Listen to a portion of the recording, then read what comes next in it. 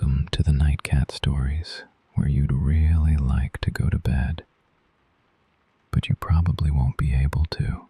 If you enjoy this nightmare, please give the video a like, subscribe to the channel, and if you're still awake by the end, leave a comment and tell us how much sleep you lost. Tonight's story: The Baby That Spoke. When my sister Sarah announced her second pregnancy, I was thrilled. She and her husband Ethan already had a 3-year-old son, Liam, who I adored. I loved spoiling that kid. The thought of another little one in the family felt like light in a dark year. But the light didn't last long. By her 7th month, the world fell silent under lockdown. Streets empty, stores closed, the air heavy with fear. Ethan lost his job, and Sarah's paycheck barely covered rent. I couldn't stand the idea of them struggling, so I invited them, Sarah, Ethan, and little Liam, to move into my house. It's a small 3-bedroom with warm wood floors and plenty of sunlight. I live there with my dog Shadow, a big German Shepherd mix who's always been gentle and protective. When they moved in, the house felt alive again. Laughter, toys scattered across the floor, and Shadow following Liam everywhere. I even joked that Liam was Shadow's little human. Then Clara arrived. 2 months later, Sarah gave birth to a healthy baby girl. They brought her home on a bright afternoon. The moment their car pulled into my driveway, Shadow's ears went back and she whimpered, a low, trembling sound I'd never heard from her before.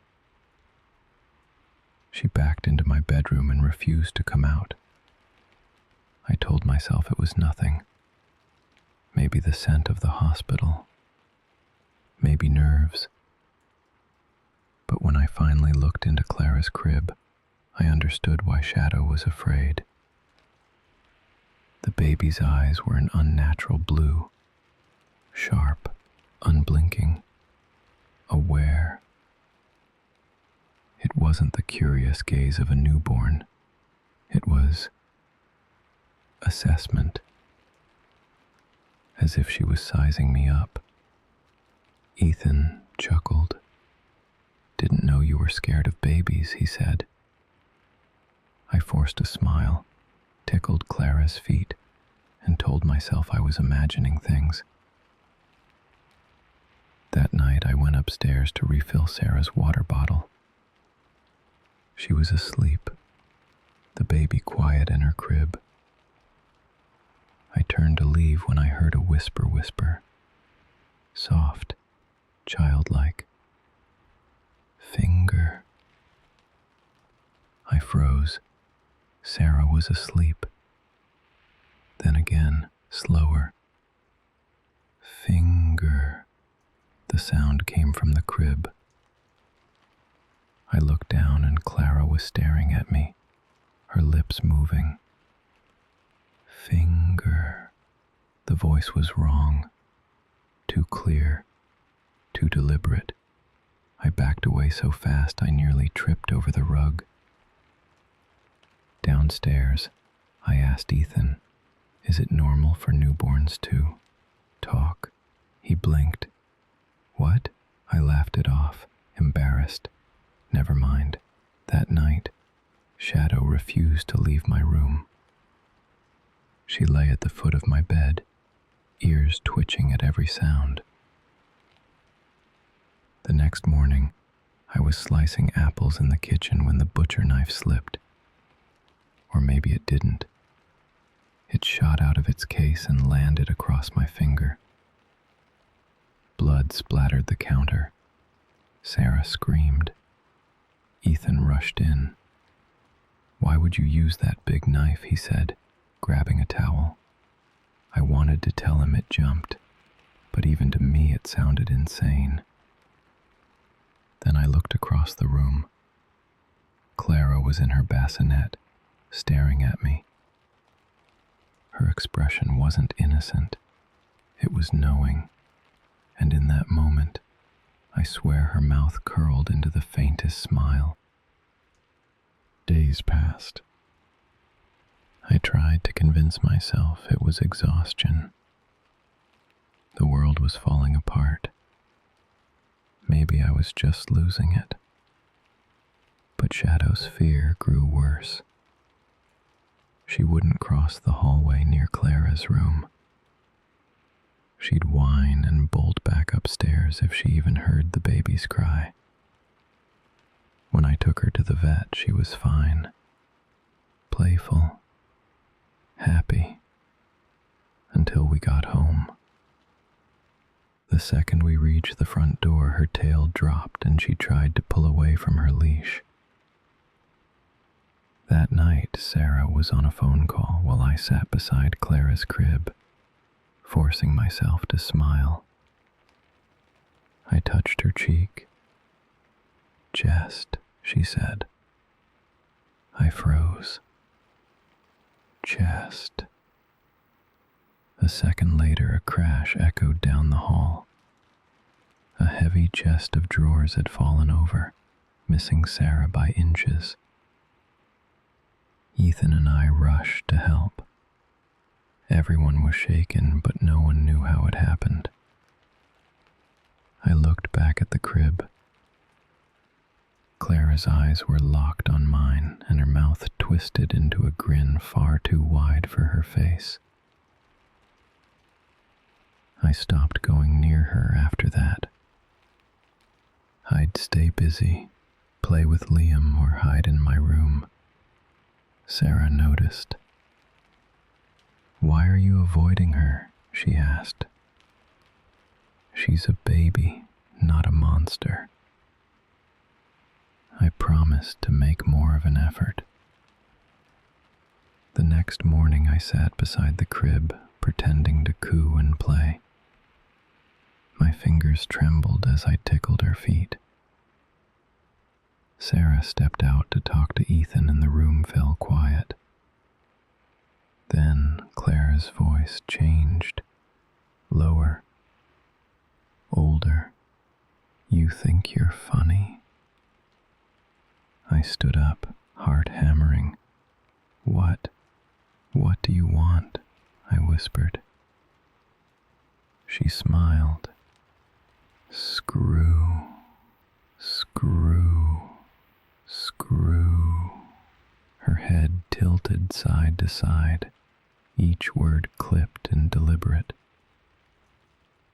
I backed out of the room. That night I couldn't sleep.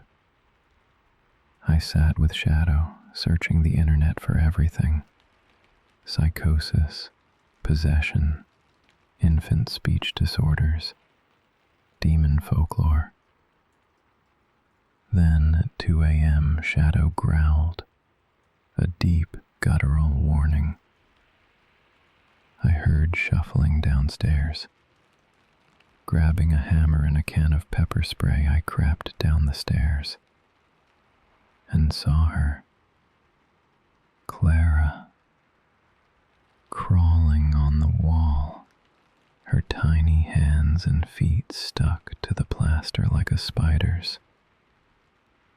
She moved fast, too fast, disappearing into her parents' room. I collapsed against the railing, shaking so violently I couldn't feel my fingers. For hours I sat awake, staring at the ceiling, waiting for that thing to crawl over me. Morning came. I looked like death. Sarah asked if I was sick. I lied. Ethan carried the baby into the living room, smiling proudly. "She's sleeping better," he said. I wanted to scream, "Don't touch her." That afternoon, the The chandelier above the sofa tore loose and crashed onto the couch. Glass exploded everywhere. Seconds earlier, we'd been sitting right there. The bolts had been stripped clean out of the ceiling.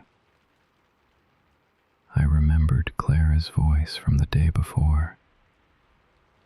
Screw that was no coincidence. Later that night, Liam screamed from his room. He'd been jumping on his bed. Beneath his blanket, glass shards, the same glass we'd thrown out that morning. Sarah was sobbing, Ethan yelling, and then he went still. "The baby," he said. "Where's the baby?" The bassinet was empty. The kitchen window was open. We searched the entire house. Nothing. Sarah called the police. They said it looked like a break-in, but there were no footprints, no forced entry, no sound of anyone leaving. I didn't need evidence. I knew what had happened. That thing had crawled away. It's been a week. Sarah barely eats. Ethan doesn't talk. Liam clings to me like I'm the last safe thing left. Every night I check the news. Fires, collapses, freak accidents. And every time I think of her, the baby with the aware eyes, the grin that didn't belong on a child. If you ever see a baby that looks too intelligent, that stares a little too long, that smiles when it shouldn't, run. If you can't kill it, just get away, because you have no idea what it's capable of, and neither do I. This was The Night Cat Stories. Sleep tight, if you can.